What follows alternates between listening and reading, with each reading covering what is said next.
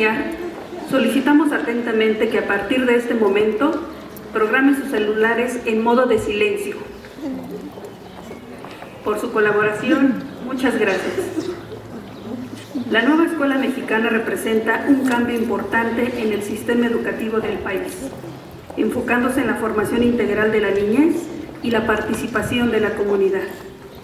Este modelo educativo abre una posibilidad para repensar el sentido de la formación docente de las normales rurales y recuperar la mística que históricamente ha caracterizado a estas profesionistas.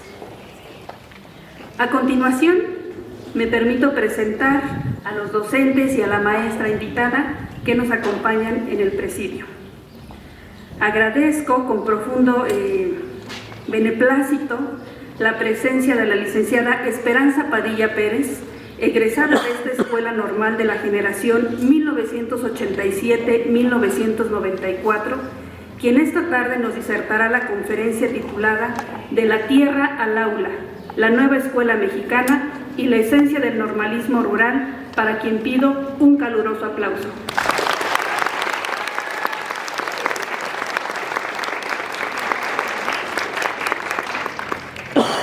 Por supuesto, la formación docente no podría ocurrir sin el empeño de cada uno de nuestros docentes de la institución. También pido un caluroso aplauso, por favor, para el maestro José Fernando Palma Morales.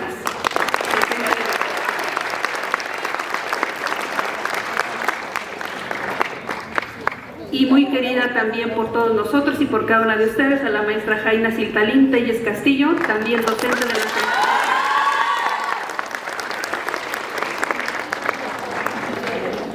Muy bien, ¿cuál es el propósito de esta conferencia? En esta sesión que disertará la maestra Esperanza, nos va a permitir reflexionar sobre la implementación de la nueva escuela mexicana en el sistema educativo actual, principalmente en aquellos contextos de actividad agrícola, para valorar el papel del normalismo rural en la formación docente. Con la finalidad de lograr tal propósito, la disertación de la conferencia se llevará a cabo en un tiempo aproximado de 1 hora. Concluido cada una de ustedes tendrá la posibilidad de manifestar dudas o comentarios levantando la mano para indicarle a alguna de sus compañeras que tenemos aquí que les acerquen el micrófono.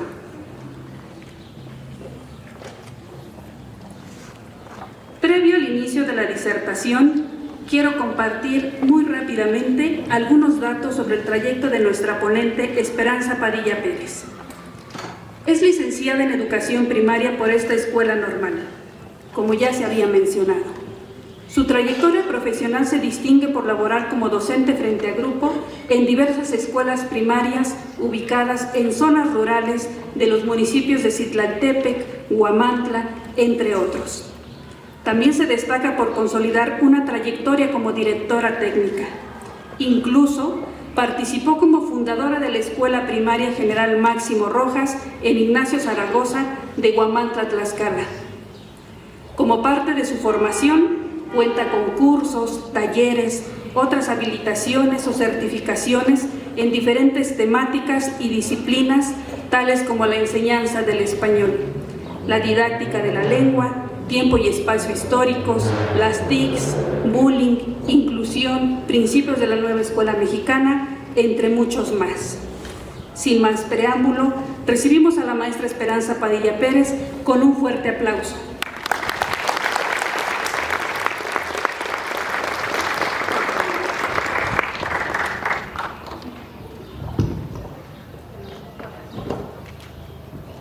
Buenos días, bueno, ya son tardes, ¿verdad? Buenas tardes. Buenas tardes, señoritas. Buenas tardes. La intención de que podamos hacer esta conferencia, vamos a realizarla de manera que sea también práctica, que no sea aburrida, que no se duerman, porque pues siempre asistir a una conferencia o un curso cansa, ¿no? Cansa estar sentado, estar escuchando, pero vamos a tratar de que sea más práctica, que podamos participar, que podamos dialogar, que ustedes puedan preguntar, que eso es lo importante, ¿no? Porque bueno, a veces nada más recibimos, pero nos quedamos con dudas. Actualmente tenemos un reto muy importante, todos los maestros, los que estamos en servicio y ustedes que son los que están formando, los que se están formando, es enfrentar a lo que es la nueva escuela mexicana. La nueva escuela mexicana como un nuevo plan y programa de estudio es algo complicado, es difícil de entender. Nosotros que ya estamos dentro de la labor docente, nos está costando trabajo entenderlo, sobre todo porque no hay una claridad de cómo llevarla a cabo, cómo desarrollarla, qué es lo que tenemos que hacer. Y aparte de las dudas, nos encontramos con la resistencia, el que a veces por no querer hacer las cosas, por no prepararte, te cierras al poder conocer el programa y poder implementarlo como debería, ¿sí? Bueno, la maestra ya mencionó cómo se llama nuestra conferencia, de la tierra al aula, la nueva escuela mexicana y la esencia del normalismo rural. ¿Por qué la esencia del normalismo rural? La nueva escuela mexicana tiene una característica, que toma en cuenta lo que es las clases pobres, lo de hasta abajo, las comunidades marginadas, ¿sí? Esas comunidades marginadas que han quedado olvidadas durante mucho tiempo. Y que la labor de nosotros como docentes es eso, trabajar con esas comunidades marginadas, principalmente el normalismo rural, porque las escuelas rurales, las normales rurales, que es la característica de nuestra escuela, es el que si tienes la oportunidad de recibir una plaza, va a ser en una comunidad rural, a menos que tengas otra oportunidad de llegar a una escuela particular o una escuela urbana, es como no llegas a trabajar en las comunidades rurales. Pero cuando llegas a las comunidades rurales, ahí está la dificultad, ¿sí? ¿Por qué? Porque el estudiante normalista tendría que prepararse para llegar a ser el todo en esa escuela. El todo, El todo quiere decir todo, porque si tú llegas a una escuela donde no hay otro maestro más que tú, porque en esas comunidades rurales por lo general hay escuelas unitarias, donde solamente un maestro hace la función de director, maestro, intendente, todo lo que ustedes se puedan imaginar. Entonces tienes que aprender a enseñarles a los niños, incluso hasta manejar una pala, a cultivar, tienes que ser el doctor, porque lo tienes que saber hacer. Y bueno, aquí la situación es que son retos que ahora nos enfrentamos con la nueva escuela mexicana. Entonces vamos a empezar. Si ustedes tienen duda, con todo gusto levantan la mano, y aunque no terminemos en la etapa de las preguntas, lo importante es que ustedes se lleven algo y que esta conferencia no sea aburrida o monótona, ¿sí? ¿Estamos de acuerdo? Ok, entonces vamos a empezar con la primera diapositiva, si me hace favor. ¿Alcanzan a ver lo que dice? ¿Sí lo leen?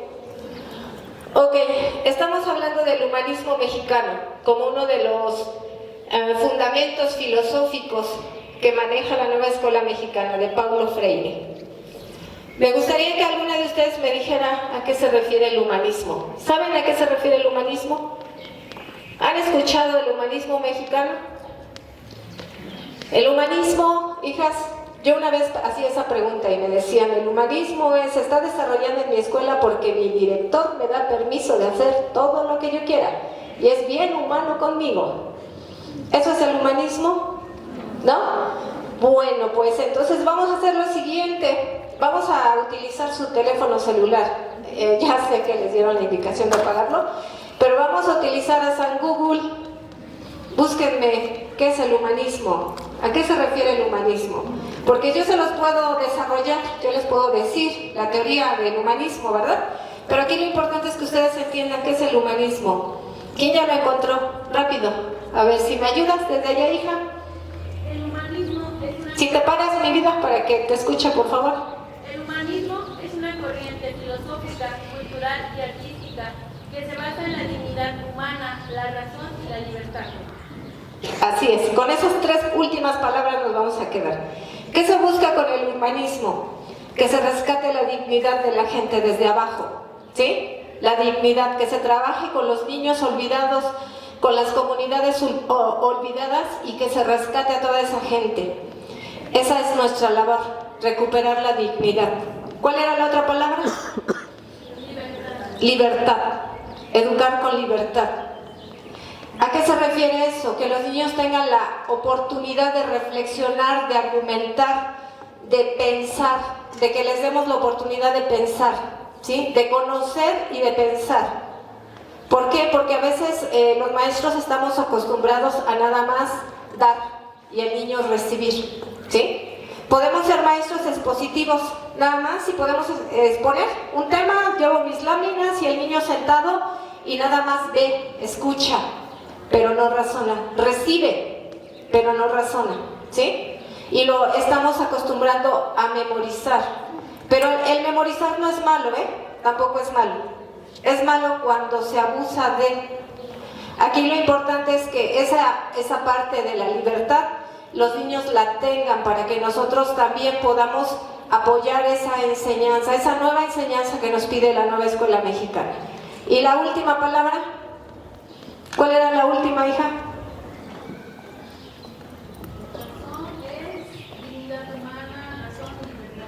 Razón, la razón. Aquí, a final de cuentas, esos tres aspectos, les decía, son fundamentos de la nueva escuela mexicana: libertad, razón, y la otra, ¿cuál era? Libertad, ¿sí? Tenemos una razón. Nosotros como normalistas rurales tenemos que preocuparnos por el proceso enseñanza-aprendizaje. No nada más el enseñar, no nada más el dar, sino la parte que le toca al niño, ¿sí? El enseñar y el aprender. ¿Cómo él va a aprender? Esa es nuestra razón fundamental. ¿Cómo va a aprender mi alumno? Ese proceso de aprendizaje, ¿cómo lo tengo que realizar? A lo mejor dicen, es que es bien complicado. Yo estoy aquí porque no me queda de otra, porque me obligaron a llegar aquí. Muchos entramos aquí a esta escuela igual, porque era el único camino o el único medio que teníamos para seguir estudiando. Y otras obligadas por el papá o la mamá, porque pues fue maestro y quiere que yo sea maestro, ¿verdad? Y así estamos, y así han sido todas las generaciones. Pero aquellas que cumplen todo ese proceso de preparación, cuando llegas a una escuela, aprendes a querer tu profesión. Te enamoras de los niños, ¿sí? Te enfrentas a muchos retos, a muchos retos a los que tienes que salir adelante y los tienes que sacar. Yo tenía un maestro aquí en la normal que nos decía, y eso siempre lo tengo muy presente, nos decía, si no sirves para maestro, dedícate a otra cosa. Así nos lo decía siempre. Si no amas tu profesión, si no amas la docencia, mejor dedícate a otra cosa, a comerciante, a lo que quieras, ¿sí? Pero no a maestro. ¿Por qué? Porque tienes en tus manos a muchos niños que son el futuro del país. Y en tus manos está que los saques adelante o que los condenes a una vida de frustración, porque hasta eso nosotros tenemos ese poder como maestros, de hacer creer a nuestros alumnos que son capaces, que pueden, que échale ganas, que tú puedes, y cuando tú le dices es que eres un burro, no puedes, lo estás matando, ¿sí? Entonces nosotros debemos de ser muy cuidadosos cuando trabajamos con los niños. Por eso el maestro nos decía eso nos decía: si no quieres ser maestro, si no amas tu profesión, mejor dedícate a otra cosa, ¿sí? La que sigue, maestra, por favor. Paulo Freire. Dice, Paulo Freire fue un educador brasileño. Bueno, ya la biografía de Paulo Freire. Paulo Freire criticó la educación bancaria. ¿Cuál es la educación bancaria? ¿Saben cuál es la educación bancaria? Otra vez vamos a San Google. Búsquenle por ahí San Google. ¿Qué es la educación bancaria? ¿Quién me dice? ¿Quién ya la encontró? A ver, adelante, hija.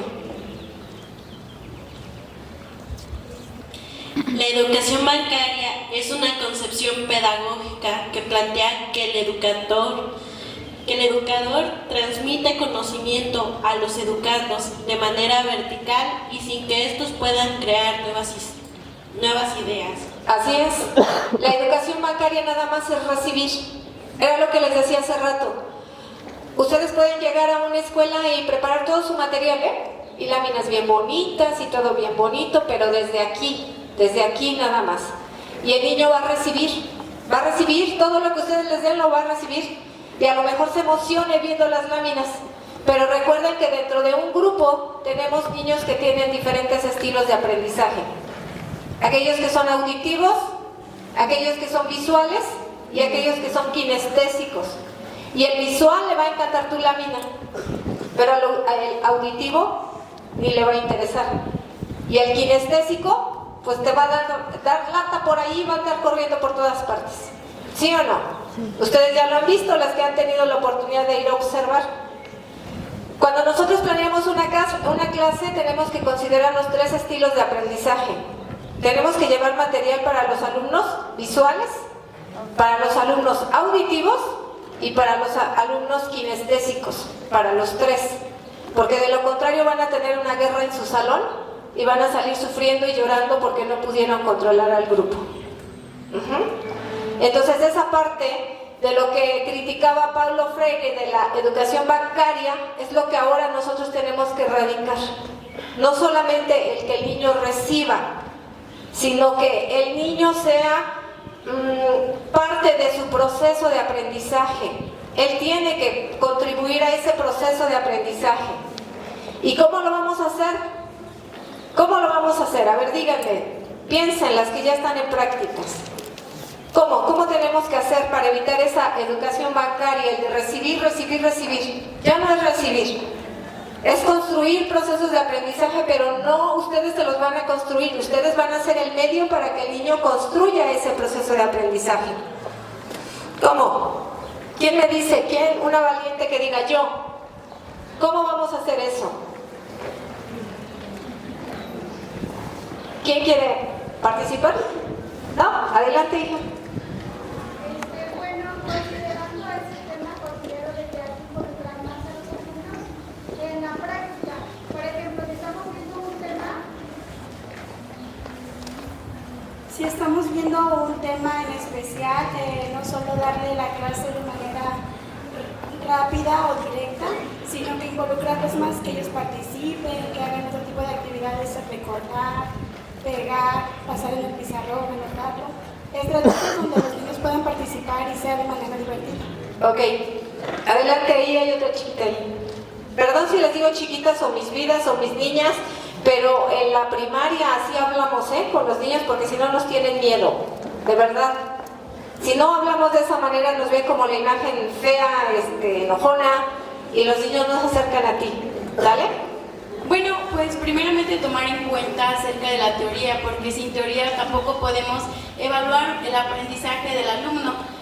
Considero que es primordialmente tener los conocimientos y habilidades y destrezas iniciando con nosotras mismas, porque si nosotras no tenemos el conocimiento, ¿cómo vamos a llevar la educación a los alumnos? Porque el objetivo de este mismo es de que se busque el aprendizaje en los mismos alumnos, y es por eso que es primordial que como futuras docentes y como ahorita se habla en la nueva escuela mexicana, cambiar lo tradicional.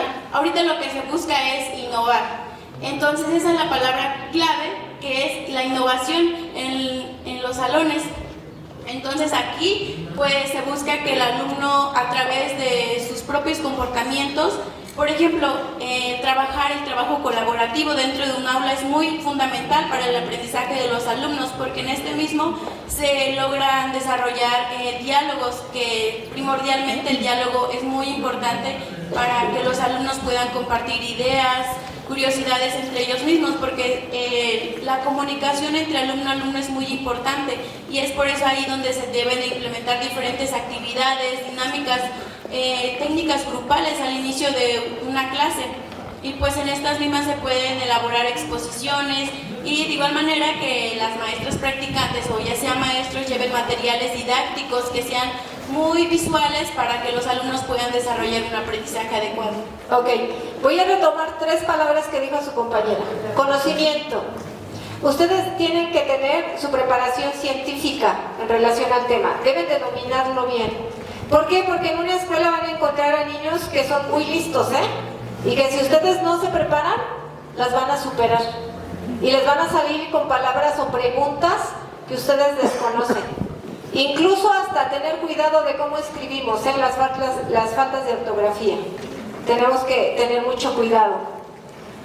Si ya no utilizan el diccionario, por lo menos aquí tengo el teléfono para verificar rapidito cómo se escribe una palabra antes. Si tengo duda, antes de ponerla en el pizarrón para que yo la escriba correctamente.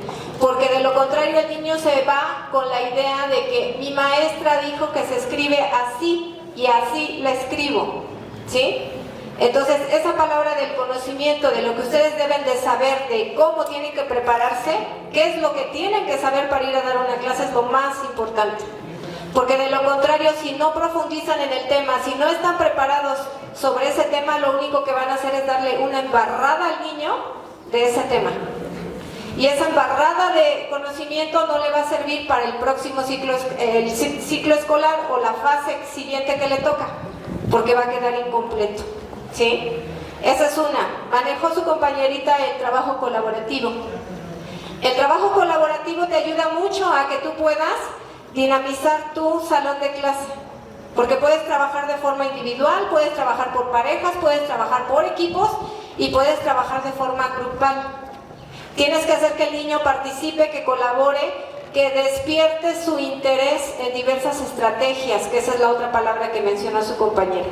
Dinámicas y estrategias de aprendizaje. Si yo llego a un aula y veo que el aula está todas en fila, estaré desarrollando más bien el trabajo colaborativo todo el día. A lo mejor si estoy haciendo actividades individuales es válido las filas, pero si yo digo es que estoy trabajando dinas, por ejemplo, a lo mejor sí, porque pues si son de mesitas de 2 niños, pues es válido, ¿no? Porque son finas. Pero si yo digo que estoy trabajando, haciendo equipos, por ejemplo, y llego y resulta que mi aula está en filas, ¿estoy desarrollando el trabajo colaborativo? El trabajo colaborativo no necesito hacerlo precisamente dentro de un salón de clases, ¿eh? Puedo salirme al patio y trabajar en el piso con los niños y desarrollar ese trabajo colaborativo. A veces el estar siempre dentro de un aula al niño les aburre también. Se aburren los niños son inquietos por naturaleza. Entonces, si ven un espacio diferente, un ambiente diferente, un escenario diferente, el niño se emociona. Porque de lo contrario ustedes caen en la rutina de lo mismo todos los días. ¿Sí? Entonces, esa parte que criticaba Paulo Freire sobre la educación bancaria es algo muy importante que nosotros debemos de erradicar. Y lo podemos erradicar con lo que acaba de decir su compañera, con esas palabras, ¿qué se podría decir? Importantes, ¿no? Maestra, ¿le pasa, por favor? ¿Alguien quería hablar por ahí antes de que pasemos a la otra? Adelante, hija.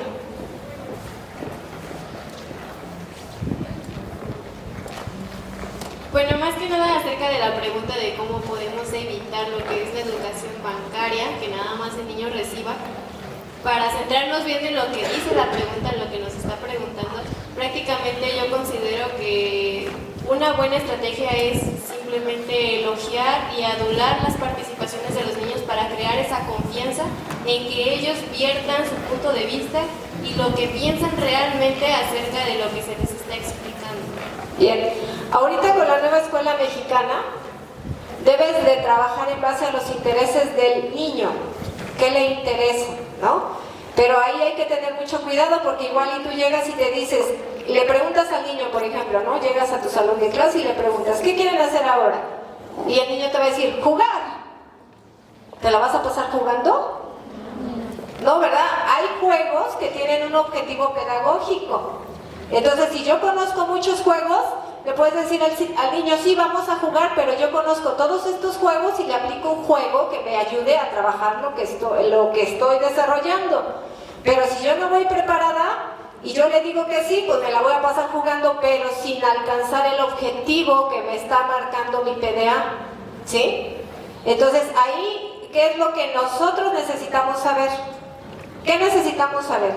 Dominar los temas, conocer muchas estrategias y conocer su grupo. Porque si yo pongo actividades que no me van a dar resultado, no me van a dar resultado. Tengo que conocer los intereses, la edad de mis niños, qué sí pueden hacer, qué no pueden hacer para que realmente puedan tener un resultado positivo. ¿Sí? ¿Hasta aquí vamos bien? ¿Dudas? ¿No? ¿Seguimos entonces? Ok. Vamos con 3 puntos importantes, los conceptos claves de la pedagogía del oprimido.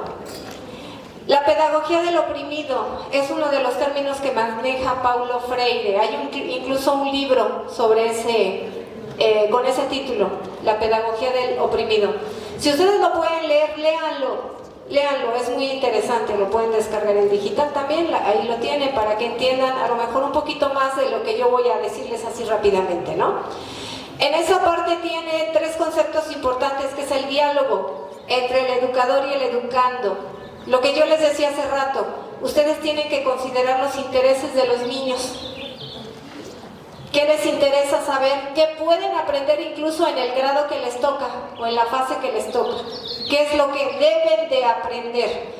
No lo que yo les quiera enseñar, sino lo que deben de aprender. ¿Por qué? Porque esa base me va a servir para que el niño avance al próximo ciclo escolar y que no se quede atorado, porque resulta que los conocimientos que tenía que dominar o que tenía que desarrollar no los alcanzó. Entonces, ¿qué tenemos que hacer? Checar nuestro plan sintético. Ahí en el plan sintético nos dice todos los contenidos que el niño debe de desarrollar, los PDA, porque ya no son contenidos, son PDA. ¿Qué es lo que tiene que alcanzar en esa fase o en ese grado escolar para avanzar? ¿Sí? Problematización. ¿Qué nos pide ahora la nueva escuela mexicana? Por ahí dicen, es que tenemos que ir a resolver problemas. La escuela mexicana nos dice que tenemos que detectar problemas y los tenemos que solucionar.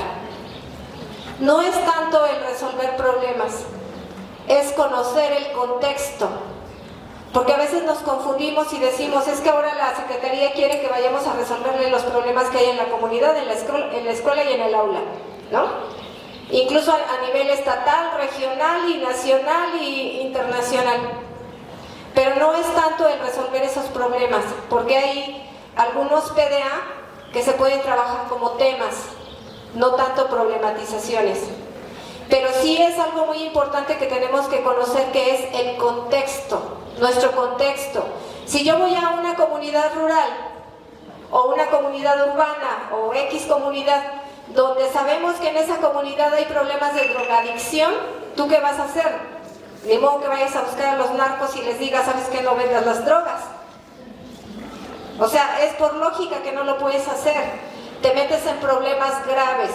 Te metes en problemas graves y tocas esos temas no con cuidado. ¿Sí? Se debe de tratar con cuidado, pero son temas importantes que el niño tiene que analizar y que tiene que entender que si consume una droga, ¿qué va a pasar con él posteriormente, no? Entonces son temas, pero temas que se originan con una problemática que hay fuera, que está allá y que es un problema la drogadicción y que no te la puedes brincar.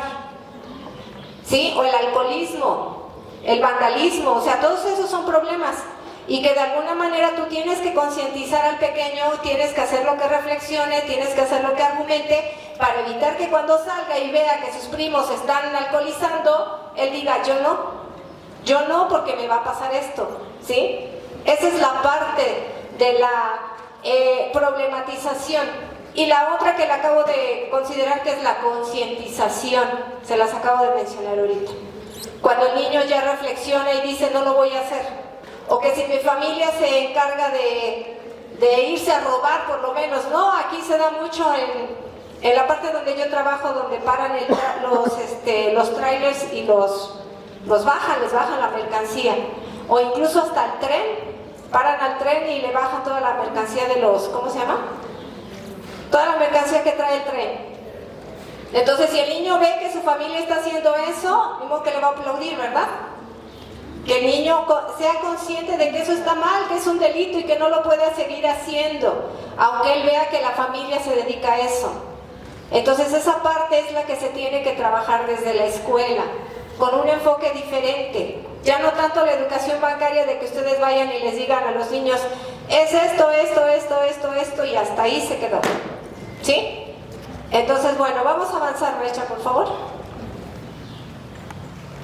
La nueva escuela mexicana nos trae varios retos. Uno de ellos es la inclusión.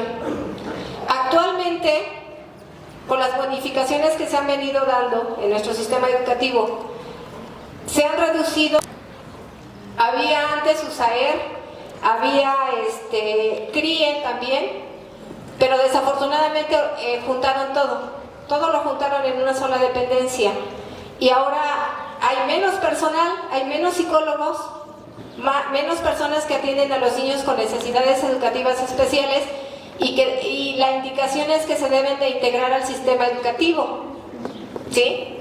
Entonces, si ustedes tienen la oportunidad de recibir a un niño con cualquier discapacidad, porque puede ser motriz o psicológica, entonces los tienen que recibir, y ustedes no les pueden decir que no, porque si ustedes les dicen que no, le están coartando el derecho a recibir educación. Entonces les pueden llegar niños con silla de ruedas, con alguna discapacidad motriz, ciegos, sordos, con algún síndrome, con síndrome de Down, o sea, con las que ustedes se pueden imaginar, con autismo incluso, y los tienen que recibir. Cuando somos maestros frente al grupo, tenemos que hacerle de todo, hasta de psicólogos. Entonces, ¿qué tenemos que hacer en esa parte? Prepararnos. Porque si yo recibí a un niño con síndrome de Down, tengo que saber qué voy a hacer, cómo lo voy a hacer, y si es posible que el niño aprenda. En el caso, por ejemplo, de los niños que tienen síndrome de Down, ustedes saben que es por grados, ¿no? Hay algunos que nada más se les ven un poquito los rasgos en la carita, y otros quienes los tienen más marcados. Y hay otros que no se les nota, pero tienen ese síndrome. Y por más que ustedes le hagan y le hagan y le hagan y le hagan y apliquen estrategias, los niños no van a avanzar, no van a aprender. ¿Por qué? Porque la misma condición que tienen los pequeños lo impide. Pero para eso hay que hacer una evaluación que me diga exactamente qué es el problema que tiene mi niño. Porque de lo contrario yo voy a creer que mi niño es sordo, y resulta que no es sordo, que tiene unos condenados tapones de cera en las orejas que no lo dejan escuchar. Entonces, ¿qué tengo que hacer? Si yo veo que mi niño no escucha, mamá, llévalo al sector salud que le revisen por qué no escucha bien. Si no ve bien, yo tengo que detectar todos esos problemas, porque es parte de la inclusión. Si yo veo que mi niño no ve, no escucha, lo primero que voy a hacer es atenderlo. Pero si no le pongo atención, el niño se va a quedar aislado, relegado, hasta allá, en el rincón, porque no te ve, no te escucha y pues no hace nada. Y si tú no le pones atención, ya no estás cumpliendo con ese objetivo, la inclusión, ¿sí? Entonces, por eso les decía hace rato que ustedes tienen que conocer bien a su grupo. Si son 30 niños, esos 30 niños los tienen que conocer. ¿Cuáles son sus intereses? ¿Cuáles son sus características? Si, por ejemplo, son niños de primer año, ¿qué deben de aprender en primer año según la edad que ellos tienen? ¿Qué sí pueden aprender en esa etapa de conocimiento? Pero conocerlos. Eso es lo importante, que ustedes los conozcan. Porque partiendo de ese conocimiento, ustedes pueden avanzar, pueden hacer más cosas, porque los conocen. Pero si no los conocen, les van a poner actividades a chiquitos de primero como si fueran de cuarto o de tercero, y resulta que no las van a poder hacer, ¿sí? No las van a poder hacer. Los niños incluso hasta por edad, por un mes, 2 meses son diferentes, porque tienen habilidades desarrolladas hasta por un mes diferentes, no todos son iguales. Que dijeran, por ejemplo, los niños de primer año todos van a aprender igual, no es verdad. Entonces, esa palabra de la inclusión, la equidad y la excelencia son principios que nos pide atender la nueva escuela mexicana, ¿sí? Dice, la equidad busca la igualdad de oportunidades para todos, ¿sí? Igualdad de oportunidades y la excelencia. Tenemos que desarrollar el pensamiento crítico en los niños. Y aparte de eso, tenemos que buscar el desarrollo integral. No solamente que el niño reciba conocimientos, porque ahora ya la palabra no es recibir. Si yo manejo, voy a transmitir conocimientos, la palabra transmitir ya está fuera de lugar, ¿eh? Ya es obsoleta, ya no es transmitir, es construir conocimientos. Entonces, ahorita, con lo que es la nueva escuela mexicana, tenemos que conocer los nuevos términos que se están manejando para que realmente los conozcamos y se pueda trabajar en base a ellos. ¿Sí? Bien, ¿le pasa por favor? Implementando Freire en el aula. ¿Qué tengo que hacer para poder implementar a Paulo Freire en el aula? Analizar problemas sociales, lo que yo les había dicho hace ratito, ¿no? Por ejemplo, si en mi comunidad no hay agua, eso es lo que está pasando ahorita en las comunidades, no hay agua. ¿Qué tengo que hacer con el niño para que podamos resolver ese problema? A ver, ¿quién me dice? ¿Qué podemos hacer? Ese es un problema social, el agua. Es un problema que hay en la comunidad, está allá afuera. No hay agua, hay escasez de agua. ¿Qué tengo que hacer para poder tratar ese tema en mi salón? No hay agua. Ustedes en los diferentes proyectos, de los libros de texto que traen, van a encontrar muchas situaciones problemáticas que no siempre aplican a sus comunidades, porque los libros de texto son para nivel nacional. Entonces ustedes tienen que adaptar esos proyectos a su contexto. Pero si tengo ese problema del agua, ¿qué haría? A ver, ¿quién me dice? ¿Me voy a rascar el pozo con ellos? ¿O qué hago? ¿Qué hago? A ver, ¿quién me dice? Primero, segundo, tercero, que son academias, ¿verdad? Academia de primero, academia de segundo, ¿quién dice? Es un tema. Si llegan a observar una escuela y les dice el director, a ver, ese es nuestro problema aquí en la comunidad, lo vamos a trabajar como un proyecto de escuela, lo del agua que no hay, ¿cómo lo van a planear ustedes? A ver, adelante.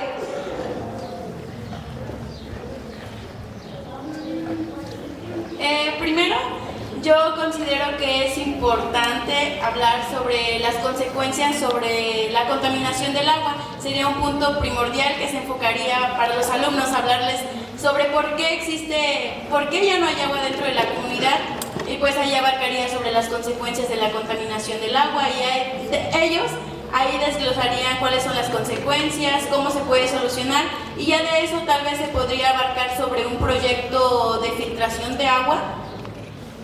Filtración, un proyecto de filtración o captación de agua, ¿no?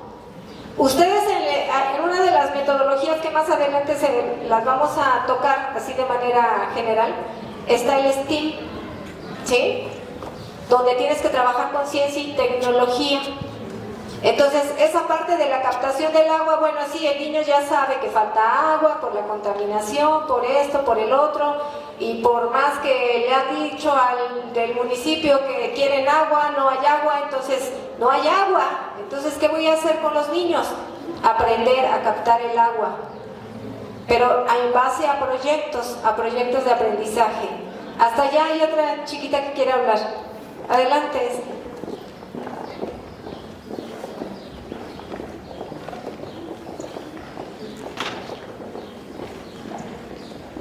Igual, de la misma manera, pues se pueden implementar acciones para poder reducir y reutilizar el agua, y asimismo pues podamos más que nada conservar y reutilizar los beneficios que nos traen.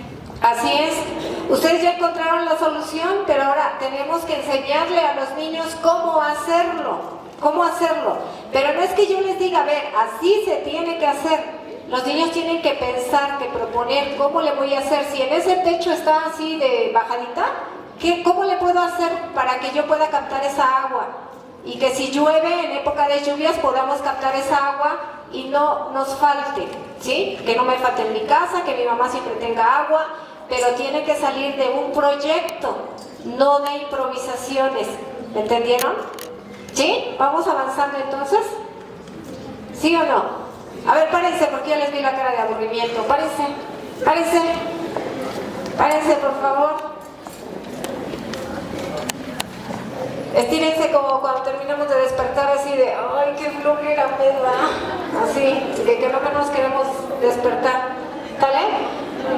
Les voy a poner pausas activas, de 3, 4, 1 minuto. Arriba, abajo, arriba, abajo, abajo, arriba, abajo, arriba, abajo, abajo, arriba, abajo, abajo, abajo, abajo, abajo, hasta abajo, abajo, arriba, arriba, abajo.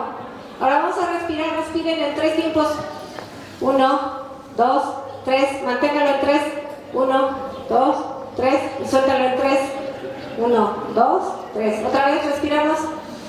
3 tiempos. Manténgalo en 3. Suéltalo en 3. ¿Sale? Bien, ahora siéntense. Ya despertaron. Eso es lo que también tienen que hacer con sus niños. Desde aquí enfrente se ve cuando ya están aburridos, Y desde aquí enfrente se ve cuando los niños ya están aburridos y se están durmiendo. Entonces, ¿qué tienen que hacer? Aplicar las pausas activas. Así que rapidito ya los despertaron. Y si tienen niños muy inquietos que no les ponen atención, pónganlos a correr alrededor de su salón. Y ya despertaron y ya regresaron otra vez. Pero así de rápido, pero ustedes tienen que estar atentas y tienen que saber cuáles son las pausas activas y cuáles tengo que poner y cuáles tengo que desarrollar. ¿Sí? ¿Vamos bien? Bien. Aprendizaje basado en proyectos, metodologías participativas. El objetivo es trabajar con proyectos. En las escuelas particulares y en las universidades y en las preparatorias trabajan ya con proyectos. Quienes no han entrado a los proyectos somos nosotros, educación básica. Todas las escuelas particulares trabajan con proyectos. Entonces, la nueva escuela mexicana nos sugiere algunas metodologías para poderlas trabajar. Es sugerencia, ¿sí? Porque está el libro sin recetas. ¿Ya conocen el libro sin recetas? Está por fases. Ahí trae cuáles son las metodologías que debemos de trabajar. Son nuevas metodologías y las maneja como metodologías participativas. ¿Por qué son metodologías participativas? Porque ya no se centran solo en el maestro, sino que tienen que involucrar al niño para que desarrolle su aprendizaje. Cada una de esas metodologías trae fases, trae momentos y nos indica cuáles son los pasos que se deben de seguir y qué hay que hacer en cada paso o en cada momento. Si no las han checado, en el libro sin recetas, ahí están bien claritas. Antes teníamos un librote del maestro que parecía Biblia, bien grueso, de plano, pero ahora los libros están bien ligeritos, por ahí los traje ahí, maestra, por ahí. Nada más uno. Están bien ligeritos. O sea, eso es como para que ustedes lo agarren y se pongan a leerlo. ¿Cuál es la diferencia de estos? Que la fase 3 trae unos temas, la fase 2 trae otros temas y la fase, perdón, me equivoqué, 3, 4 y 5 traen temas diferentes. Entonces son complementos. Si yo leo la fase 3, me voy a quedar corta, porque necesito leer la fase 4 y leer la fase 5. El ideal es que cada una de ustedes tenga las 3 fases, no precisamente del grado que ustedes estén desarrollando, sino que deben de tener los 3. ¿Por qué? Porque me va a sacar de dudas. Este librito está muy bien, Los 3 están muy bien, pero ustedes tendrían que checarlo. Solicitar, a lo mejor, no sé, me atrevería a decirle aquí al director que le solicitara esos para cada una de ustedes, para que tengan los 3, porque si no se quedan cortas. Se quedan cortas porque la fase 3 no trae mucha información, se complementa con la 4 y se complementa con la 5. ¿Sale? Adaptación curricular. Dice ahí, escuelas rurales en Chiapas.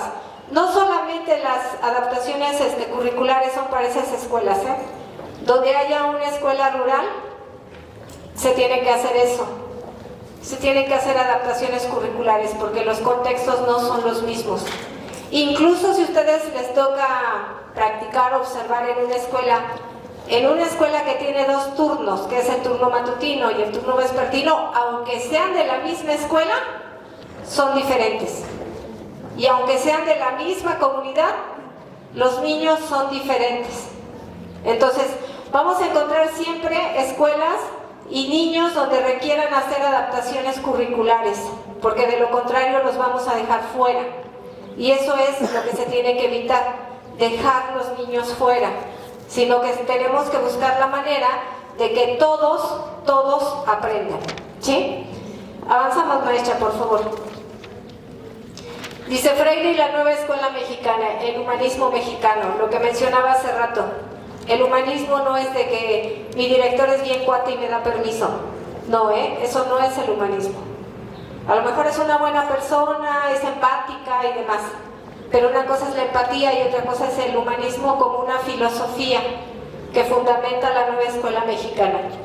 Y se repiten las partes que ya habíamos trabajado, ¿no? Que ya habíamos comentado ahorita. Pásenle, por favor. ¿Cuáles son las críticas y desafíos de la nueva escuela mexicana? Primero, falta de claridad.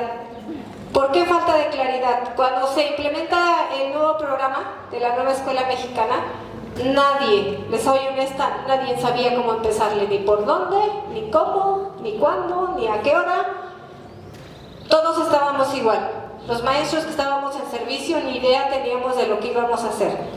Nuestros supervisores estaban igual, los jefes de sector estaban igual, la misma secretaría no sabía ni qué teníamos que hacer. Hemos ido avanzando poco a poco, hemos ido entendiendo lo que tenemos que hacer de la nueva escuela mexicana, pero poco a poco. Y nosotros, los directivos, soy directora, dentro de los consejos técnicos tuvimos que analizar cómo le íbamos a hacer, porque las indicaciones no estaban claras de qué era la nueva escuela mexicana y cómo lo teníamos que trabajar. Ahorita ya hemos avanzado un poco, pero todavía hay dudas de cómo lo tenemos que trabajar. Otra de las críticas fue el riesgo de adoctrinamiento. No sé si ustedes escucharon en las redes sociales que estaban atacando mucho a los libros de texto, que incluso era de la quemazón de libros porque estaban, pues ya se imaginarán toda la política educativa, ¿no? Entonces, esa parte, la del riesgo de adoctrinamiento, lo sacaron de la filosofía de Paulo Freire y de la pedagogía del oprimido. ¿Por qué? Porque en los libros estos el libro Sin Recetas, trae citas de Paulo Freire, donde habla sobre la emancipación de la gente, donde la libertad de las ideas va a hacer que el pueblo reaccione y demás, pero trae citas de Paulo Freire. Entonces, cuando tú lees la cita, caes en esto que dicen, ay, no, pues sí es cierto, como dice el PRI y dice el PAN, que nos están adoctrinando. No, porque si tú lo analizas, lo que se busca es que el niño desde chiquito empiece a reflexionar, a analizar, a argumentar, pero en base a su realidad, ¿sí? En base a su realidad, en lo que está viviendo, que proponga, ¿sí? Entonces, esa fue una de las críticas más fuertes que se realizó cuando se implementó la nueva escuela mexicana. Ahora, si algunos docentes necesitan mayor capacitación, sí la necesitamos. Ahí menciona que es el 60%. Hay maestros que todavía ni siquiera han entendido qué es lo que vamos a hacer con la nueva escuela mexicana. Y ustedes se van a dar cuenta cuando vayan a practicar, porque le van a preguntar al maestro y les va a decir incluso, eso no sirve, no le hagas caso, trabaja así. ¿De verdad? Porque esa es nuestra realidad, esa es nuestra realidad. Habemos muchos maestros que todavía no entendemos qué es la nueva escuela mexicana y sus beneficios. Entonces, ¿qué les toca a ustedes? ¿Qué les toca a ustedes, hijas? Leer y entender, porque a ustedes les va a tocar trabajar con esto. La nueva escuela mexicana no se va a quitar, no se va a quitar, porque pues el gobierno es de la misma línea. Y si el próximo sexenio sigue el mismo gobierno, va a seguir la nueva escuela mexicana, no se va a quitar. Entonces, ¿qué tenemos que hacer? Prepararnos, investigar, si tengo duda. Hay mucha información en internet, muchísima que ustedes pueden bajar. Y les decía, si no conozco un término, busco a qué se refiere para que yo pueda trabajarlo, ¿sí? Dificultad para evaluar resultados. Ese es otro problema, para evaluar. ¿Por qué? Porque los maestros no estamos acostumbrados a evaluar de manera formativa. ¿Qué te pide la nueva escuela mexicana? Que la evaluación sea formativa. El término formativo lo venimos manejando desde que yo empecé a trabajar. Decía o mencionábamos que íbamos a trabajar de forma, ¿cómo se llama? Que íbamos a evaluar, que la evaluación debía de ser formativa, pero siempre lo hemos manejado como concepto, no como realidad. Entonces, ¿qué es lo que nos toca ahora a los maestros? Realmente poder evaluar procesos de aprendizaje, proceso de aprendizaje. No nada más el final, que es la sumativa. Que si yo, por ejemplo, veo que el niño es bien destacado, que ya recortó, ya pintó, sacó 10 en su examen, le voy a poner 10. Pero a lo mejor por aras del destino, si mi examen era de falso y verdadero, le atinó las respuestas, ¿no? Y le estoy dando un 10 que a lo mejor no se merece, porque no desarrolló todo un proceso de aprendizaje. Entonces la evaluación ahora nos pide que sea formativa, que realmente nosotros, esa información que nos dé la evaluación nos sirva para modificar, para que si yo veo un ejemplo, tengo 30 alumnos, de esos 30 alumnos resulta que les hice una evaluación y me contestaron nada más 5. 5 pasaron el examen y los otros no lo pasaron. ¿Dónde creen ustedes que está el problema? ¿Dónde? Si del total de mis alumnos nada más 5 pasaron el examen y los demás no. ¿El problema son los niños? ¿Quién sería el problema? ¿Quién? El docente, porque no planeó sus actividades, porque no todos alcanzaron a desarrollar el proceso de aprendizaje, y la evaluación me lo está diciendo, que de 30 niños nada más 5 pasaron y los demás no. Pero si es al revés, de esos 30 niños, 25 pasaron el examen y 5 no, entonces ¿qué tengo que hacer? ¿Qué tengo que hacer ahora? ¿Qué es lo contrario? ¿Qué tengo que hacer? Buscar estrategias para que esos 5 que no pasaron, algo pasó con ellos. Igual se enfermaron, no llegaron, no me entendieron de plano, o son los niños que tienen dificultades de aprendizaje, hay alguna situación o una barrera de aprendizaje que les impidió avanzar. Pero son 5, ya no son los 25. Entonces esa parte de la evaluación nos da información. Y es algo importante de la evaluación formativa, la información que nos está dando la evaluación para reorientar, para modificar, para hacer todo lo necesario para que yo pueda avanzar. ¿Sí? ¿Vamos bien? ¿Ya se aburrieron? La que sigue, por favor. Vamos a avanzar más rápido. Dice un llamado a la acción. La educación, según Paulo Freire, dice, la educación no cambia el mundo, cambia a las personas que van a cambiar al mundo. ¿Qué se busca ahorita? Que nosotros seamos parte de ese cambio. Nosotros somos quienes vamos a cambiar. Pero para eso tenemos que prepararnos. ¿Sí? Bien, adelante, maestra. Vamos a tratar otro punto importante, que es el consejo técnico. El consejo técnico es el órgano de mayor autoridad dentro de las escuelas. El consejo técnico está normado por acuerdos y decretos que no se pueden modificar, y que es obligación de los docentes asistir a ese consejo técnico. Solamente tienes permiso de faltar si estás enfermo y lo justificas por el ISSSTE, no que te vayas a una clínica o que te dé una de similares o algo parecido. De lo contrario, tienes que presentarte a trabajar en el consejo técnico. ¿Por qué? Porque es un órgano que nos rige en las escuelas. Cuando estuvo como secretario Barragán, dígame el nombre completo, maestra. Esteban Moctezuma Barragán. Fue cuando se retomó otra vez el trabajo del consejo técnico, porque anteriormente lo que hacíamos en el consejo técnico pues era reunirnos y tocar temas así como de organización de las escuelas y nada más. Pero cuando entra Moctezuma Barragán como secretario de Educación, lo retoma y le pone las normas que se deben de regir. Incluso hay normas que ya estaban con anterioridad, pero que no se les daba la importancia. Entonces ahorita estamos trabajando con el Consejo Técnico con ese objetivo, en el que sea el medio con el cual tengamos que trabajar todos los maestros en reuniones para que podamos analizar, pero analizar problemas de aprendizaje. El objetivo y el tema central es la mejora del aprendizaje.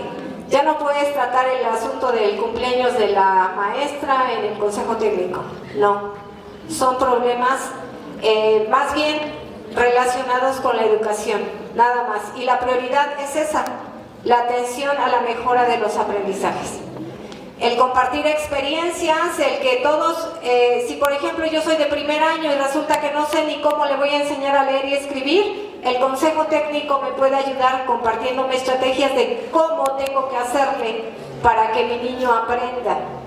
Si tengo dos niños que tienen discapacidad y no sé qué hacer o no sé cómo hacer una adaptación curricular, el Consejo Técnico es el medio para que yo le pregunte a mis compañeros o al directivo, ¿qué hago?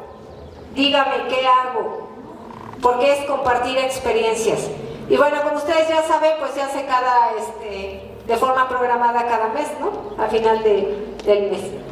Entonces, a lo mejor no sé si ustedes tengan la oportunidad de participar en los diferentes consejos técnicos de las escuelas, pero ahí también ustedes se dan cuenta cuando realmente se logra este objetivo en las escuelas, o a veces no se da porque no estamos acatando la normatividad del Consejo Técnico. ¿Sale? Adelante, maestra.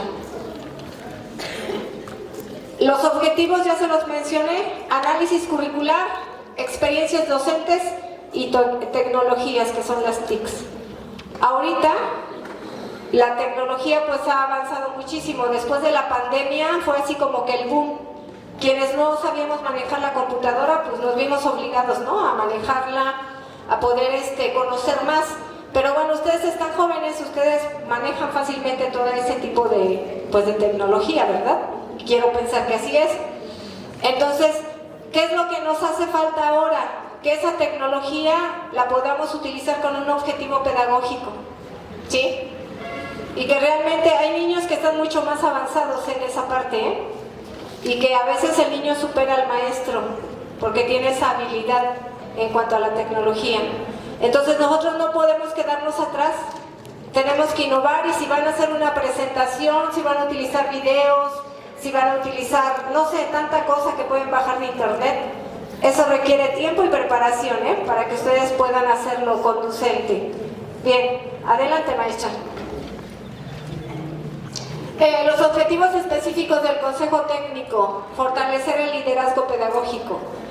Aquí se enfoca más al liderazgo del director, pero no solamente del director, también del docente. ¿Por qué? Porque bueno, dentro del Consejo Técnico, quien da la reunión del Consejo Técnico es el director. Pero ya cuando ustedes van a su grupo y llaman a sus padres de familia para organizar o para lo que tengan que hacer, ustedes tienen que ser los líderes ahí, porque si no a los papás no los involucran, Si ustedes no ponen las reglas bien con sus padres de familia en su grupo, van a salir llorando de las reuniones.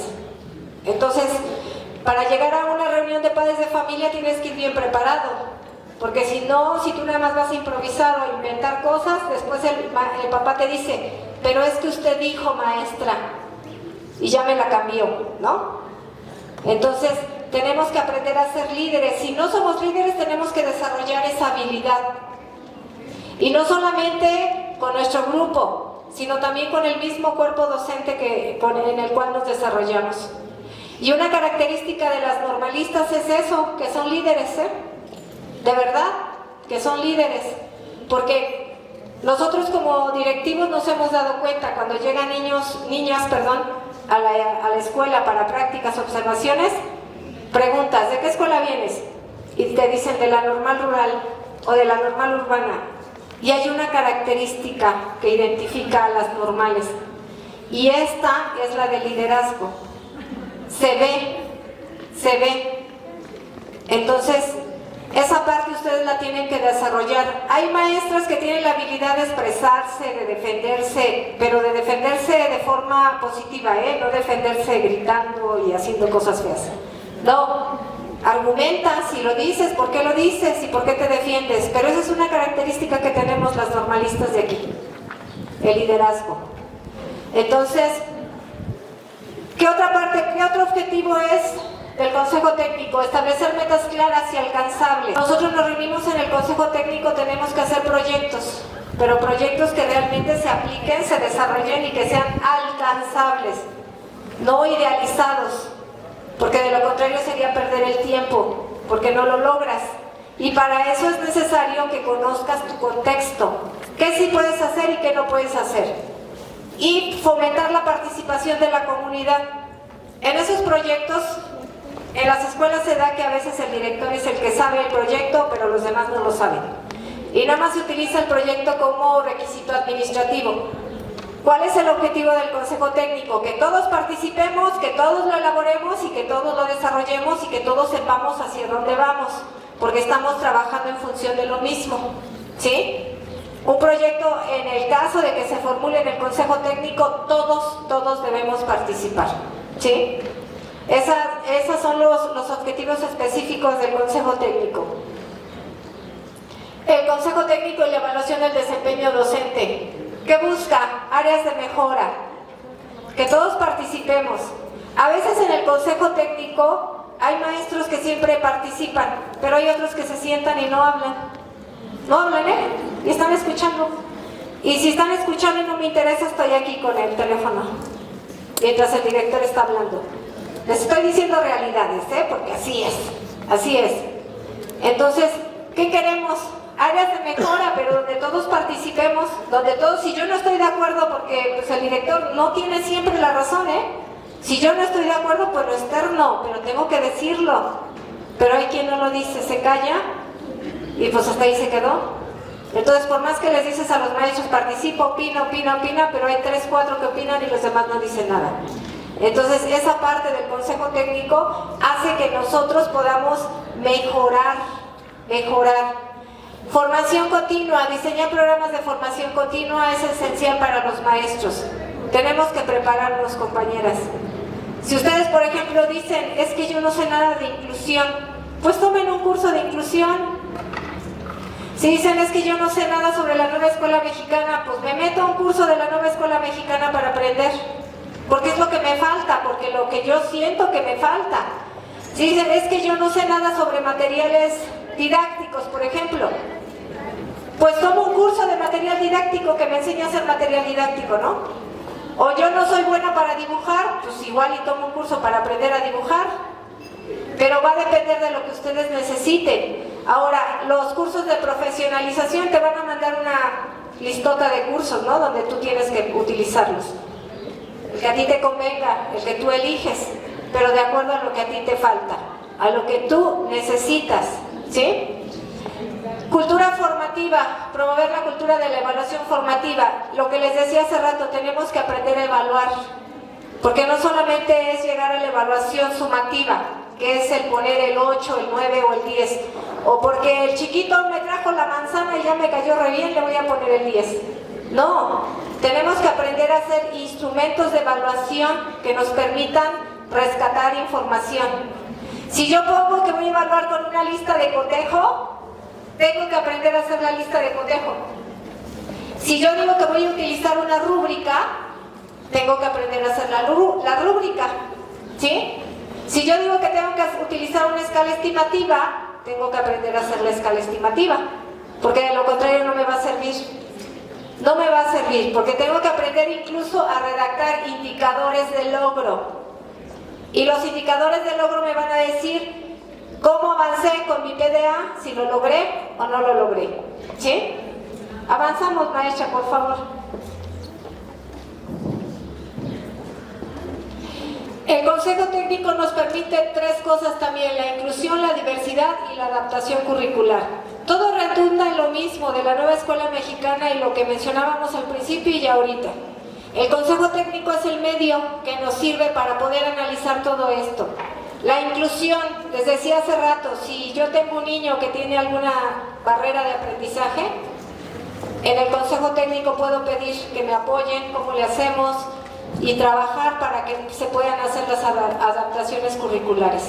Entonces, esa parte del consejo técnico es un medio muy importante para los maestros, ahora en la actualidad. Con las modificaciones que se hicieron, esa parte es importante. Adelante, maestra. Retos y desafíos del consejo técnico. Falta de tiempo. El consejo técnico es de un día y en ese día a veces no te da para analizar tantos problemas que tuviste en todo el mes. Incluso para planear, porque si se pudiera planear ahí en el consejo técnico, te dedicas a planear, pero ya no tomas en cuenta las otras problemáticas, ¿no? Entonces, sería formidable que en ese consejo técnico llegaran los maestros a planear ahí sus actividades y entre todos nos apoyamos. Entonces, pero no da el tiempo, un día no te da. Resistencia al cambio. Lo que les decía hace rato, no todos los maestros a veces tienen la disposición para trabajar. Porque hay quien sí trabaja, quien sí opina, y quien sí participa y hay quien se queda sentado y no dice nada. Ni para bien, ni para mal. Y ahí está. ¿Sale? Falta de recursos. Muchos proyectos salen de las escuelas, pero a veces se quedan en ideas nada más porque no hay cómo financiarlos. No hay cómo financiarlos. A menos que el director tenga buena capacidad de gestión, es como le busca hacer algo por su escuela, y va para acá, y va para allá, y busca con empresas, con dependencias, cómo sacar y cómo salir adelante. Bien, adelante, maestra. Conclusiones del Consejo Técnico es una herramienta fundamental para la mejora educativa en México. Es nuestra herramienta importante del magisterio, el llegar a ese Consejo Técnico y exponer, incluso ya para terminar con esta parte, los acuerdos que se dan en el Consejo Técnico se tienen que levantar bitácoras y se firman. Entonces, para que después no diga el maestro o X compañero, es que no es cierto, aquí está la bitácora, aquí firmaste y esto es lo que hacemos, ¿sí? Entonces, como máximo órgano que rige a las escuelas de educación básica, se deben de levantar esas bitácoras. Y pues integrarnos, cuando ustedes tengan la oportunidad de integrarse a un consejo técnico, aprovecharlo y preguntar. Ustedes que están en formación es preguntar. Tengo dudas, ¿qué hago? ¿Cómo le hago? ¿Sí? Bien, avanzamos, maestra, por favor. ¿Hasta ahí vamos bien? ¿Sí? ¿Dudas? ¿No? Ok. El gran reto de los egresados de las normales rurales. ¿Cuál creen ustedes que sea su reto? A ver, para que participen, porque si no nos vamos a dormir. Aunque estamos aquí al aire libre, pero se siente así como que el bochorno. ¿Sí o no? ¿Cuál creen que sea su reto? Porque si me pongo a exponerles, pues está bien bonita mi presentación, pero quiero que me digan ustedes, ¿cuál es el reto? ¿Quién? Poner en práctica la teoría y el conocimiento que tenemos, ¿no? Previo a estos contextos que vamos a manejar. ¿Qué creen ustedes que les haga falta? A ver, díganme así, realidades, no quieran ponerle flores. Digan, no es que el director nos va a regañar o la maestra nos va a regañar. ¿Cuál sería nuestro reto? ¿Qué les falta a ustedes? ¿Qué les falta? Sería más preparación. Más preparación. Actualmente los docentes se enfrentan a más retos.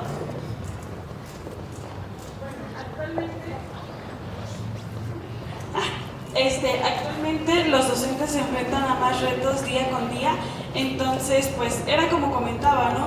A veces no sabemos si va a llegar algún niño con discapacidad, entonces el docente debe estar más capacitado para atender ese tipo de situaciones. Así es. Voy a retomar eso porque es bien importante y les voy a decir por qué. Hay protocolos de actuación en las escuelas. Si ustedes no hacen caso a esos protocolos y se los brincan, así tengan un mes, un año, 20 años, 30 años de servicio, los cesan del servicio, La Secretaría, y ustedes lo han visto ahorita en redes sociales, el ataque en contra del maestro, o sea, todo lo que pasa en la escuela es nuestra responsabilidad. Y si tú no tienes cuidado, te la aplican. ¿Por qué? Porque dentro de tus derechos como docente, escuchen bien esta parte, los derechos del niño están por encima de tus derechos. Y tú puedes decir, es que estaba yo enferma y yo no me enteré. Tú no te enteraste, pero es omisión. Y el hecho de que no sepas la ley no te excluye de que te la apliquen. Entonces, tú puedes decir, es que, pues sí, me dijo que se sentía mal emocionalmente y resulta que el niño se suicidó, ¿no? Y por allá la mamá le llega el rumor de que es que la maestra sí sabía y no hizo nada. Es omisión. Y por esa omisión, gracias magisterio, y hasta aquí llegas. Entonces tenemos que conocer los protocolos de actuación. Incluso el hecho de que si hay un niño que se cayó y tú no lo levantaste, no lo revisaste, no le preguntaste y no informaste a la mamá de lo que le pasó, y si se va el niño a su casa y resulta que el niño se puso mal en la tarde, tú eres la responsable por omisión. Entonces, ¿qué les falta? Como decía su compañerita, ¿más preparación? ¿Qué más nos falta, niñas? ¿Qué más nos falta? Porque esos son los retos que tenemos. Nos vamos a enfrentar a una situación bien compleja porque está la carga administrativa como no se imaginan. La carga administrativa en las escuelas está pesada, porque por más que digan que la revalorización del maestro y que ya no van a hacer tanto trabajo y no sé qué tanta cosa, ahorita, por ejemplo, el secretario de Educación, perdón que se los tenga que decir, pero yo dije realidades, ¿no? El secretario de Educación acaba de mencionar que tenemos que hacer en las escuelas que tenemos que pesar y medir a los niños y se tienen que subir los datos a la plataforma. O sea que nos están dando una responsabilidad que le toca al sector salud. ¿Está bien? Y nos toca a nosotros porque ya es orden del secretario de Educación. Y aparte de eso van a mandar especialistas para que midan la agudeza visual, para que les revisen los oídos a los niños y para cuidar la alimentación, pero nada más los van a mandar para que tú aprendas la primera vez y después te toca a ti. Así está. Entonces tenemos que checar esa parte, porque si por ejemplo en lo de vida saludable, ¿vale? Vida saludable, tenemos que cuidar la alimentación, ahorita con lo de prohibido la comida chatarra. Si no lo cumples son faltas administrativas y aparte económica en las escuelas. Entonces si por ejemplo hay comedor en la escuela y resulta que tú tienes que pasar con tus niños al comedor, porque tú no tienes tu recreo, el recreo es para el niño, no para ti. Entonces tienes que estar pendiente del niño, de verdad. Entonces, si vas a comer, comes con los niños ahí en el comedor, te llevas tu lunch, pero estás pendiente de tus niños. Tampoco quiere decir que no vas a comer todo el día, ¿verdad? Pero tienes que darte el espacio y estar pendiente de los niños. Porque si un niño en tu horario resulta que se atraganta en el comedor y tú no estuviste, y preguntan, ¿y dónde estaba la maestra? Pues quién sabe, porque nadie supo dónde estaba. Es tu responsabilidad. Entonces tenemos que conocer los protocolos de actuación, los tienen que conocer. Si un niño se cae, hijas, deben de tener mucho cuidado porque hasta eso no podemos tocar a los niños, No los pueden tocar. Porque si por ejemplo el niño se cayó y tú no tienes conocimiento en primeros auxilios de qué debes de hacer, cómo lo debes de atender, y resulta que se cayó y tú en lugar de espérate, tranquilo, respira, lo dejas que ahí acostadito a que él reaccione, y tu primer instinto es levantarlo, ¿no? Y si en lugar de ayudarle lo lastimas, ¿ya vieron? Entonces, ¿qué necesito? Un curso de primeros auxilios para conocer lo mínimo, lo básico. Si hay una fractura, ¿qué tienes que hacer? Porque los niños no los vas a tener siempre sentados, ¿verdad? ¿Cómo cuidar una herida? ¿Cómo curarla? Un raspón, un chichón, que es lo que siempre pasa en las escuelas. Esos son los retos que tenemos. Y que si ustedes todavía no los conocen o no se han enfrentado, se van a enfrentar a ellos, Si un niño está sangrando, no puedes tocar la sangre. No la puedes tocar, ¿Por qué? ¿Por qué no pueden tocar la sangre? Díganme. Regla de primeros auxilios, ¿por qué no puedes tocar la sangre? Te puedes infectar si el niño tiene alguna enfermedad, ¿sí? Pero tampoco lo puedes dejar que se desangre. Entonces, ¿qué haces? Debe de haber un botiquín en la escuela donde haya guantes y corre y buscas el botiquín, ¿no? Entonces, todas esas partes importantes que aunque dicen, es que es cualquier cosa, o sea, no tiene importancia. No, sí tiene importancia, porque ya cuando tú eres docente, te das cuenta de todo lo que te falta por aprender. Cuando llegas ya a enfrentarte a lo que es una escuela o un grupo, te das cuenta de que, híjole, no sé ni cómo hacer un proyecto. Híjole, me tocó el huerto escolar, por ejemplo, ¿no? Y no sé ni siquiera cuáles hortalizas puedo sembrar o cómo se deben de cultivar.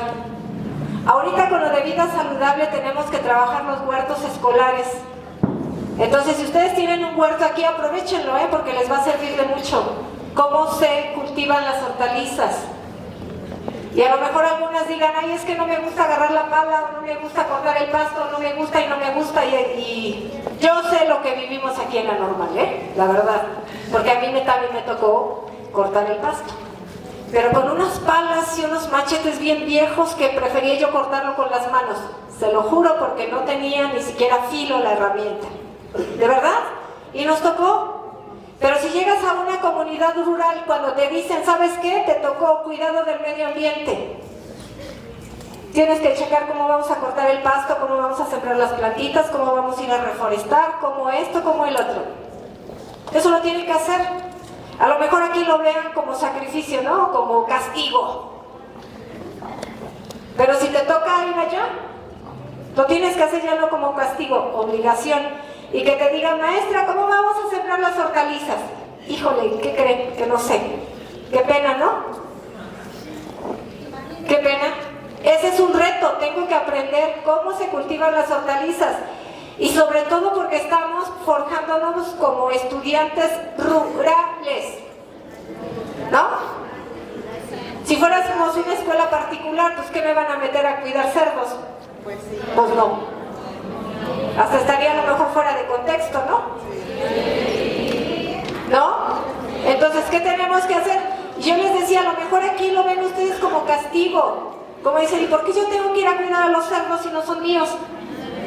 En las escuelas, hay escuelas que son autosustentables, y que tienen medios de producción también. Y si te toca que te digan, te toca a ti cuidar las gallinas. Porque eso se busca ahorita, que las escuelas sean autosustentables, ¿no? Y depende también de los estados, porque hay estados donde manejan la hectárea, las parcelas escolares todavía. Aquí en Tlaxcala todavía hay muchas escuelas que tienen parcelas escolares.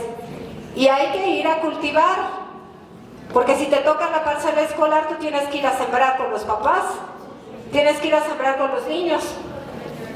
O sea, no estamos fuera del contexto, les decía. La ventaja que ustedes tienen es que aquí pueden recibir esa formación, aquí en la escuela. Y yo realmente como egresada de esta escuela lo agradezco, porque a nosotros el tiempo que yo estuve, que fueron 7 años, en cada semestre teníamos una paraescolar. Y recibí desde natación, primeros auxilios, injertos, porque nos enseñaron a injertar a los arbolitos para que hubiera, ¿cómo se llama? Fruta. Las conservas, nos enseñaron conservas. Estuve 7 años, entonces chequen cuántos semestres estuve de actividades diferentes. Estaba todavía el taller de, ¿cómo se llama? Hay uno que está cerca del comedor de costura, que había máquinas de coser. Recibimos también un semestre de costura. Tuvimos deportes, desde fútbol, básquetbol, campamento, natación, gimnasia. O sea, fue toda una preparación completa que nos dieron aquí. Y que yo honestamente lo agradezco, porque por ejemplo en el caso de primeros auxilios, ¿cuál era nuestro examen? El doctor nos enseñaba, el doctor nos daba clases, el que era en su momento el doctor Chávez. Nuestro examen era, por ejemplo, si una compañera se sentía mal, nos ponía así por número de lista y nos decía, te toca al rato porque le toca su inyección. Y él estaba con nosotros para aprender a inyectarlo. Ese era tu examen. y te toca en la noche, esténse pendientes la número 20 porque hay una compañera enferma y si se siente mal en la noche hay que irla a revisar. Ese era tu examen, pero te enseñaba. ¿Y cuáles eran los que les decía hace rato? ¿Qué vas a hacer si un niño se atraganta? ¿Qué vas a hacer si un niño se fractura? ¿Qué vas a hacer? ¿Qué vas a hacer y qué vas a hacer? Pero en la práctica. Entonces les decía, ¿cuál es el reto de ustedes? ¿Cuál es el reto? Prepararnos, sí. ¿Qué más nos hace falta aquí en la escuela para que ustedes aprendan, para que avancen?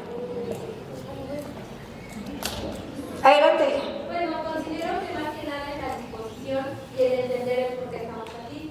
Principalmente si estamos en una norma rural es porque tenemos conciencia de lo que conlleva. Además de un interés personal, es más que nada un interés profesional que en un futuro, como usted lo menciona, que la experiencia le ha servido para alcanzar diversos problemas a los que se ha enfrentado. No solo son problemas personales, sino también problemas que acarrea esta profesión.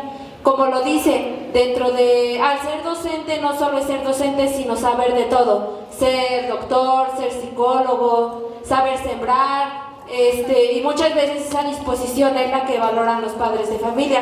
Entonces, si desde la formación como docente tenemos esa disposición a aprender tantas cosas, en un futuro ya no se nos va a complicar, porque, bueno, usted lo menciona desde la experiencia, que gracias a que esta escuela le brindó todas esas oportunidades, todos esos talleres, esos conocimientos, en la actualidad pues ya no es difícil, porque usted sabe más o menos lo que conlleva.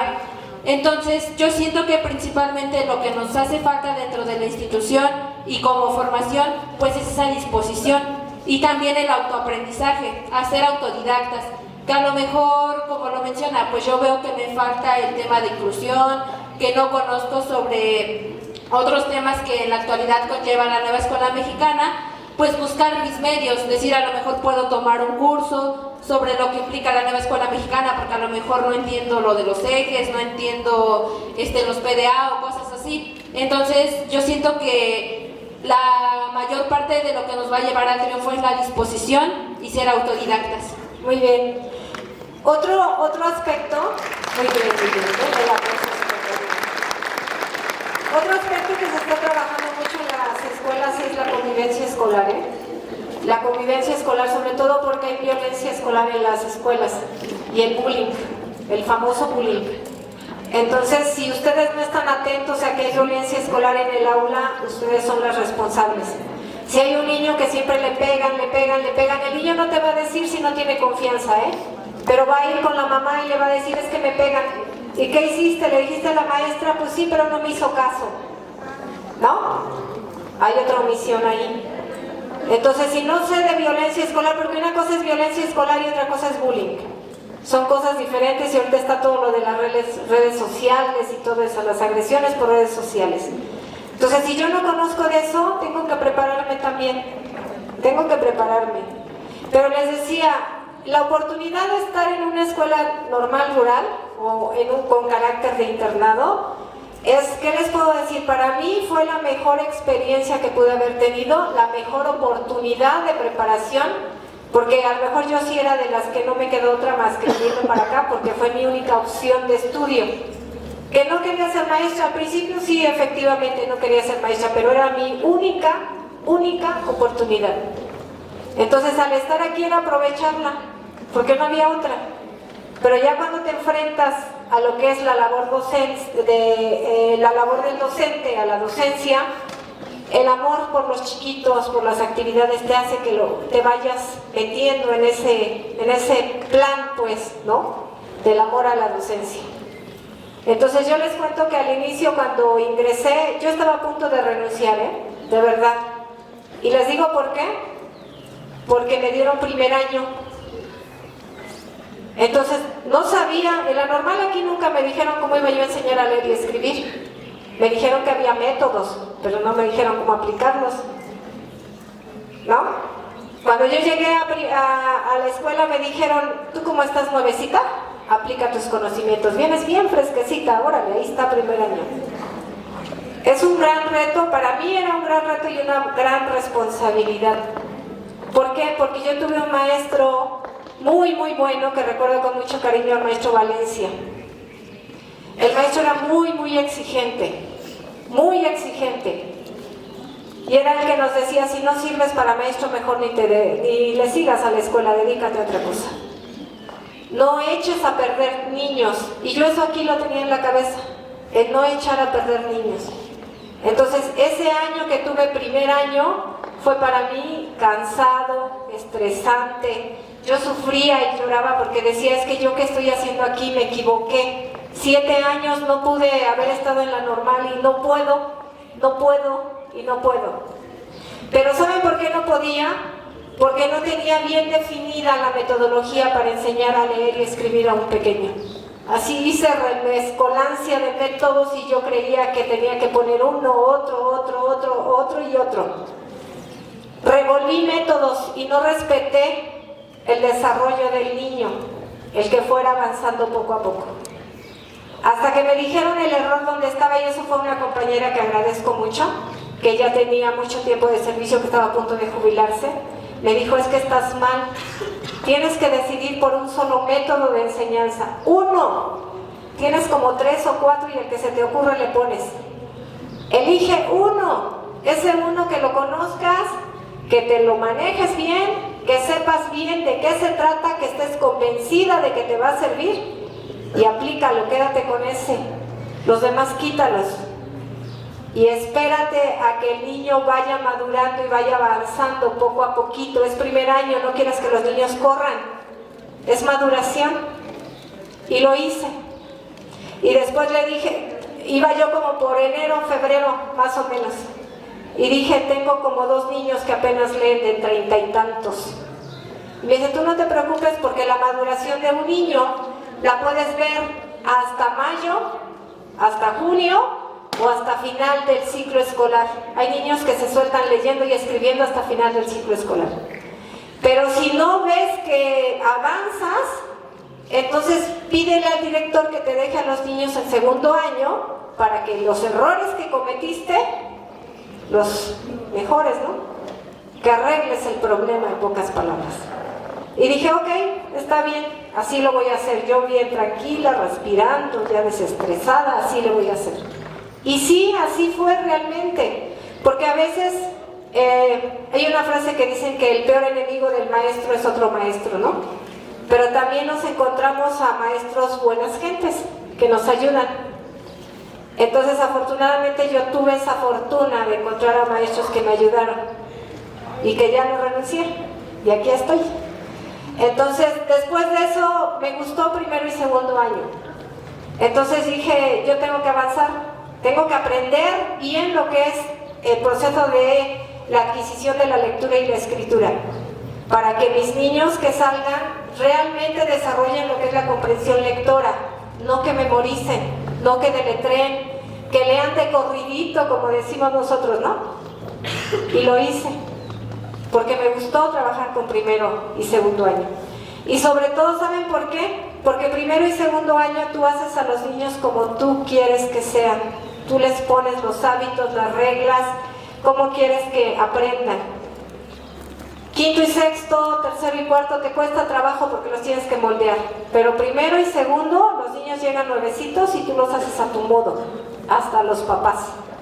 Si tú quieres tener niños ordenados, van a ser ordenados. Pero si tú quieres tener niños flojos, vas a tener niños flojos. De ti depende. Otro reto que ustedes tienen que considerar es eso, para que no les pase lo que a mí, Definir bien los métodos de la adquisición de la lectura y la escritura. Porque lo primero que llegan ustedes nuevecitas es a primer año, De verdad, a menos que tengan suerte y no las pongan en primer año. O la otra es que te puedes llegar comisionada a una escuela con la dirección y con el grupo. Entonces te tienes que echar la tarea de la dirección y tu escuela también. Y no puedes decir que no, porque ya es tu trabajo y porque te están dando la orden directa de que vas comisionada con la dirección y con el grupo. ¿Sale? ¿Qué otro reto, niñas, para que avancemos y ya terminemos con esto? Me falta todavía checar esos formatos que les dieron que son importantes para ustedes. Díganme, ¿Qué otro reto? Que consideren que sea importantísimo aquí en la escuela. ¿Qué otro reto? ¿Ya no hay? Hacer todo lo que les dicen aquí en la normal rural. Pues sí, es que es prácticamente eso, mis niñas, mis hijas, perdón. Es eso. Si les traen una conferencia, aprovechenla, vayan a la conferencia. Si realmente el maestro va a dar un tema importante en el aula, vayan, porque les va a servir. A lo mejor en el momento digan, ay, qué flojera, quiero dormir. Compañeras, les voy a decir compañeras.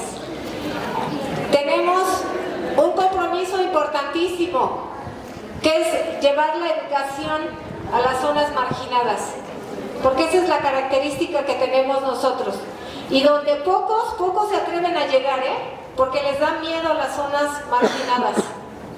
Entonces, los normalistas que egresan de este sistema, que es el sistema rural, estamos preparándonos para llegar hasta allá, a esas zonas marginadas. Anteriormente teníamos la ventaja o la fortuna de recibir una plaza directa, porque salíamos así con plaza directa, y a donde te mandaran. Si no querías, pues ya renunciabas y pues ahí es tu problema, ¿no? Pero mientras te daban la plaza, a donde te mandaran, a donde el servicio te necesitara. Entonces ojalá pudiera hacerse otra vez que les dieran plazas directas, ¿no? Eso lo manejó López Obrador en algún momento, que todos los egresados de las normales rurales tenían la posibilidad de tener una plaza directa. Pero precisamente por eso, porque se requieren que los normalistas rurales se vayan a esas zonas marginadas donde nadie quiere llegar, donde son escuelas unitarias, donde son escuelas bidocentes o tridocentes, ¿no? Que son de organización no completa.